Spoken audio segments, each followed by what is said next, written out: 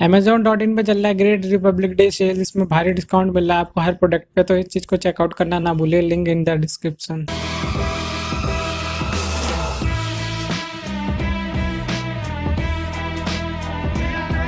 DHFL share को लेके जो बात की जा रही है कि जीरो शेयर हो जाएगा, अगर आपने इसका शेयर ले रखा है तो आपको बहुत बुरा लग रहा होगा, लेकिन अगर आप इसके कस्टमर होते तो आपको और ज़्यादा बुरा लगता, क्योंकि अगर आप इसमें FD खुला रखी है और आपको बोला जा रहा है कि इसमें AAA की रेटिंग के हिसाब से दी जा रही है, तो मैं श्योर आप भी इनकी लाइन में लगे रहते। तो मैं आप लोगों को बता दूं, अगर आपने इसमें शेयर ले रखा है या FD होल्डर है तो इस वीडियो को पूरा देखिएगा, आपको पूरी हेल्प मिलेगी।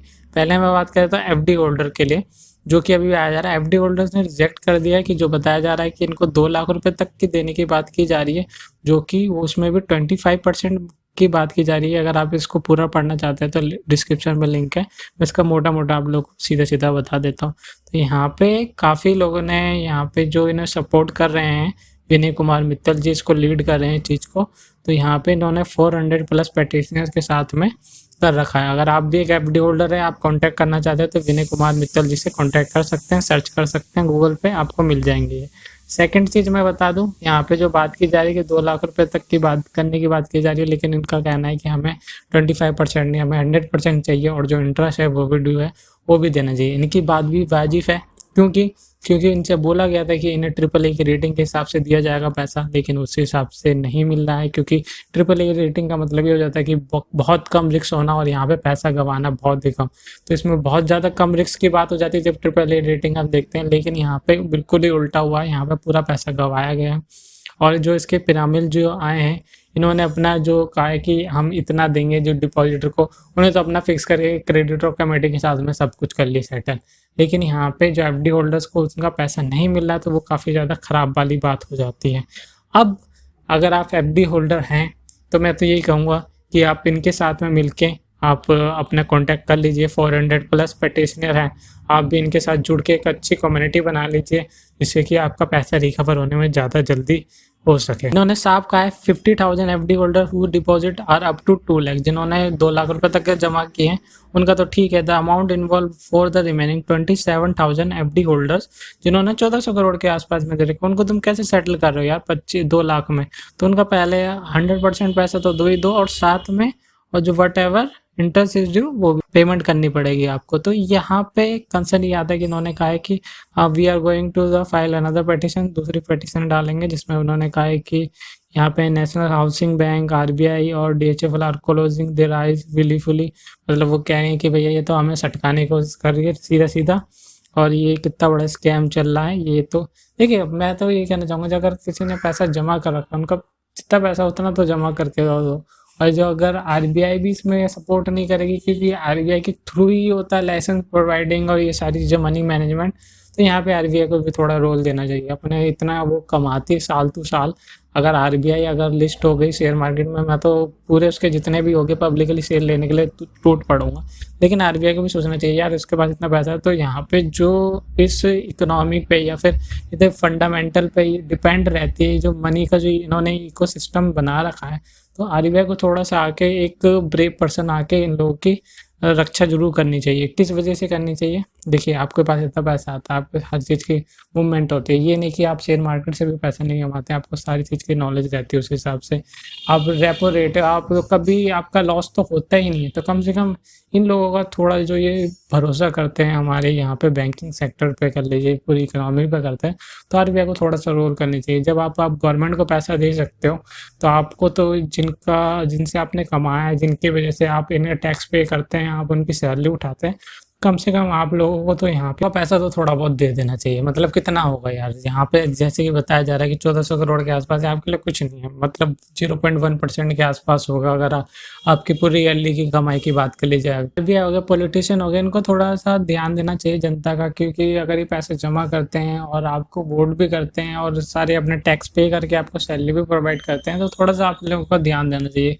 कि जिनकी हार्ड जो अर्न मनी है वो डिपॉजिट करते हैं इकोनॉमी को बढ़ाने के लिए ही, आप लोगों के लिए, और आप फिर उसको ही पैसा आपको उनको वापस करने में आप ऐसी चीज़ें करते हो कि ये तो आपकी गलती थी, आपको देना चाहिए, लेकिन उन्होंने आप ही के भरोसे में आके ये सारी चीज़ें में डिपॉजिट करा। चलिए, एक बार को मैं कह देता हूँ, शेयर होल्डर का आप नहीं देते हैं, चलिए ऐसे फ्रॉड ये सारी चीज़ें होती है, तो यहाँ पे शेयर होल्डर अपने आप को ओनर समझ के कर लेता है। लेकिन यहाँ पे जो कस्टमर है वो सफ़र नहीं करना चाहिए, क्योंकि वो भरोसा करके इस चीज़ों में आ रहा है। वहाँ पे उसको ये चीज़ देख के आ रहा है, यहाँ पे ट्रिपल ए की रेटिंग देख के आ रहा है, वो ऐसे सोच के भी नहीं आ रहा है कि हाँ इस शेयर का वैल्यू इतना बढ़ जाएगा। वो फिक्स जा रहा है कि इसका जो अमाउंट है थोड़े टाइम बाद थोड़ा सा बढ़ जाए, चाहे वो इन्फ्लेशन को बीट कर दे, ये सारी चीज़ों को बीट कर दे। तो यहाँ पे कस्टमर सफ़र नहीं होना चाहिए। शेयर होल्डर सफ़र करता है, मैं मानता हूँ शेयर होल्डर सफ़र करता है, बहुत ज़्यादा सफ़र करता है, मैं उसके सपोर्टिव में हूँ। और ऐसे कुछ चीज़ें आती है तो चीज़ें पता नहीं चलती, और फिर एक रूमर्स के चक्कर में शेयर होल्डर फंस जाता है। लेकिन वो एक रिस्क का फैक्टर भी झेलने के लिए रेडी रहता है। लेकिन ये तो रिस्क का फैक्टर उतना झेलने के लिए रेडी नहीं थे, तभी इन्होंने ट्रिपल ए की रेटिंग देख के ही इसमें इन्वेस्टमेंट करी थी। तो इन लोगों के बारे में थोड़ा सा सोचना चाहिए।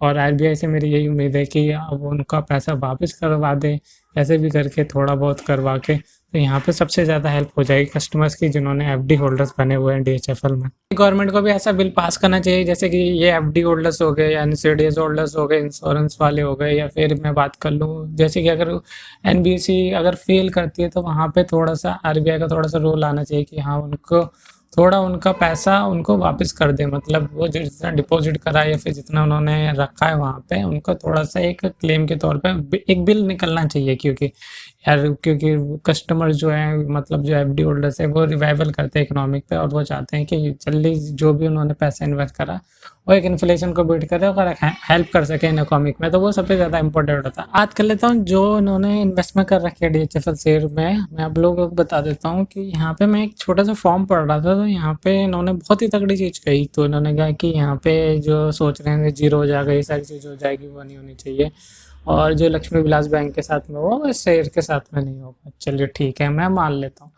अब मान के चलिए आपके कस्टमर्स की हालत कुछ ऐसी है, ठीक है, और आप चाहें कि हम तो पैसा कमा लेंगे शेयर से ही, क्योंकि कुछ तिकड़म बैठा के सारी चीज़ें कर देंगे। अब मैं उन लोगों से जो शेयर होल्डर बने बैठे हैं, मतलब 200-250 या फिर 300-450 रुपए के रेट में, वट एवर अमाउंट में जो घुसे हुए हैं, मैं उन लोगों से कहना चाहता हूँ, अभी जो ऑक्शन हुआ था तो आप लोगों ने बिड क्यों नहीं करी इतनी एसेट्स के लिए? आप कहेंगे अब आपके पास इतना पैसा नहीं था। अब जिन्होंने पैसा लगाया वो क्या चाहेगा कि मैं अब जो मैंने ऑक्शन करा मैं उस पैसे से अपना पैसा बनाऊं, मैं इन लोगों को नहीं देखूं। क्योंकि इन लोगों को पैसा तभी मिलेगा, शेयर होल्डर को पैसा तभी मिलता है जब उनके पास में प्रॉफिट जनरेट होकर आता है। अब इन्हें तो लॉस दिखा देंगे और इनको हटा देंगे। और जो हमने पैसा, जैसे पिरामिड ने इसमें एंट्री करी है, पिरामिड तो यही चाहेगा जिसने इसमें पैसा लगाया है वो यहाँ से पैसा रिकवर करके निकल जाए अपना। चाहे इसने कितने भी खरीदे, 30 हज़ार के आसपास मेरे ख्याल से बिल्डिंग करी थी, करोड़ के आसपास में। वहाँ से अगर वहाँ से 10 हज़ार भी अगर करोड़ रिकवर कर लेगा अपने कैपिटल के ऊपर में, तो ये बहुत ज़्यादा अर्न कर पाएगा 3 से 4% के आसपास में। मतलब बहुत बड़ी बात हो जाएगी उसके लिए। तो मैं आप लोगों को यही मैं कहना चाहता हूँ, अगर वहाँ पे वो अपना रिस्क के हिसाब से आया तो वो जो डेटर्स हैं उनसे पैसा रिकवर करेगा और अपने पास में रखेगा, और आप लोगों को कुछ नहीं मिलने वाला। शेयर होल्डर को मैं पहले बता दूँ, आप इन लोगों को दुखी करके आप सोच रहे हैं कि आपका पैसा आपको मिल जाए, लेकिन ये चीज़ें नहीं हो सकती। और मेरे को भी यहाँ पे ये होनी चाहिए, जैसे कि पिरामिड अगर पैसा रिकवर कर रहा है, यहाँ पे एफडी होल्डर का ही तो पैसा रिकवर कर रहा है, वही उसी पैसे से तो उन्होंने लोन दिया था, वहीं से तो उन चीज़ों को वापस मिलनी चाहिए। तो इसमें भी थोड़ा सा दिमाग लगाना चाहिए क्रेडिट ऑफ कमेटी वालों को भी। तो मैं उन लोगों को यही कहना चाहता हूँ, थोड़ा सा अगर पिरामिड वाले थोड़ा ध्यान दें, कम से कम एफडी होल्डर्स के पैसे तो वापस कर दें पूरे के पूरे, चाहे इंटरेस्ट देना दें, लेकिन उनके पैसे तो पूरे वापस कर दें, वो सबसे इंपॉर्टेंट हो। मेरी गुजारिश है, जैसे गवर्नमेंट हो गई, आरबीआई हो गई, इनसे एक प्रोविजन जरूर ले आना चाहिए। एनबीसी फेल होती है, बैंक अगर फेल होती है, तो यहाँ पर कस्टमर को सफ़र ना करना पड़े, चाहे शेयर होल्डर सफ़र करे उतना नहीं करे, क्योंकि वो रिस्क के हिसाब से आता है, लेकिन कस्टमर एक सेफ साइड के हिसाब से आता है, तो उनके बारे में सोच के जरूर चले। तो ये काफ़ी ज़्यादा इंपॉर्टेंट पॉइंट हो जाता है। तो आप लोगों को लग रहा है कि मैंने इसमें कुछ चीज़ें को ज़्यादा ही बढ़ा चढ़ा के बोल दिया या ज़्यादा ही फेवर में बोल दिया कस्टमर्स के, तो आप भी सोचिए कि आप भी एक जो शेयर होल्डर है, आप भी एक कंज्यूमर है, आप भी अपने पर्सपेक्टिव से सोचिए। शेयर होल्डर तो एक क्या आता है कि अपने रिस्क के हिसाब से आता है कि हाँ भाई वो इतना लॉस लेने के लिए आया हुआ है, ठीक है। लेकिन एक कस्टमर जो आया हुआ है वो तो सोचता है अपनी सेफ साइड के हिसाब से ही सोचता है, वो जो कंज्यूम करे और उसको बेनिफिट उनको मिले। लेकिन यहाँ पे वो पैसा कमाने के लिए तो नहीं आता कस्टमर। तो ये सबसे ज़्यादा पॉइंट मोटिव करने वाली चीज़ है। तो आप लोगों को अगर लगता है इसमें मैंने कुछ चीज़ें ज़्यादा ही बढ़ा के बोल दी है, तो उसके लिए सॉरी कहना चाहूँगा। और आपको लगता है कि कुछ चीज़ छूट गई है तो वो मुझे कमेंट में बता सकते हैं।